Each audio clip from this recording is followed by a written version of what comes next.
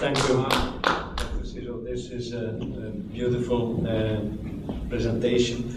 I think it was a very beautiful historical overview, but the structure you gave on the disorder itself was very informative and very practical also. And the link with the attachment, well, we go on it now to connect it with our clinical practices.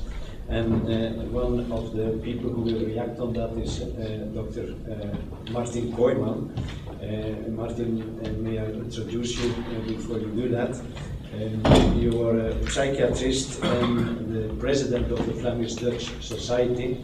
You are a teaching fellow in our society, and you were a teacher at the Erasmus University, where you taught at the social,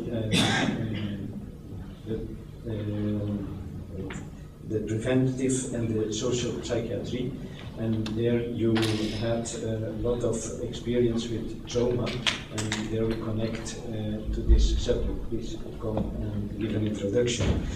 Thank you. Before you do that, I was asked by 3 people connected to autistic children to bring their message to this session. I will read you short 3 messages, 2 mothers and 1 of a wife of a man with an autistic child. The first one is from a mother sending a message to another mother when she got the diagnosis of her child. At this moment, I would run away to warmer resorts, to warmth, and for a while away from reality. I always knew that our daughter was autistic. I felt it, but now it's written in black and white. The psychologist was so convinced. She saw it in her flapping of hands, her noises and movements. I was not aware that it was so visible. I am broken at this moment, nauseous and lost all my strength. My lovable husband said, "Together we are strong," and it's true, but I feel so much pain. I don't want to do this to my little girl. It is so unfair that she must go through life like this. I know that I should not feel guilty, but I do. What is so wrong with our little girl that she is mentally retarded and autistic? Will I be able to take care for her forever? What did I do to my 2 sons? Impossible for them to have a life without sorrow. It hurts so much. The second message is from a mother from a 40-year-old intelligent autistic boy. And the message is to her therapist.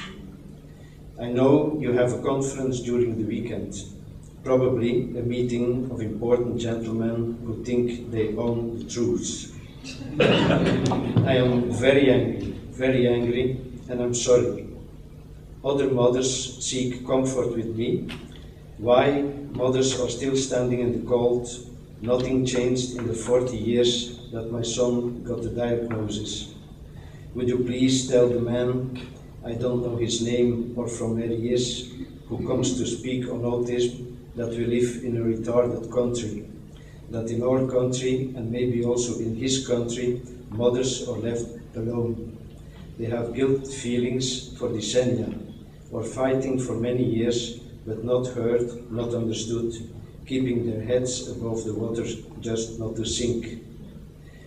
If you could tell this to the speaker, then the conference is a success for me.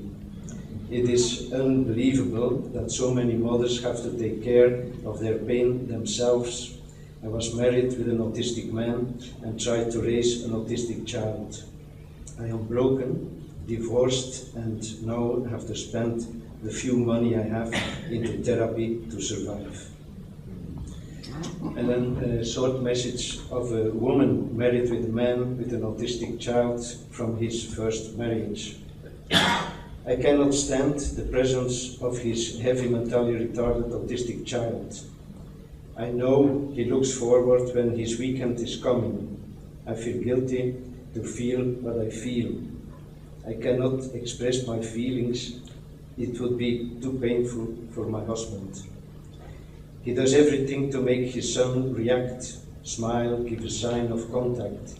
He's tired after a weekend of efforts and needs to recover the rest of the week. It puts a heavy weight on me, my daughter, and our newborn child.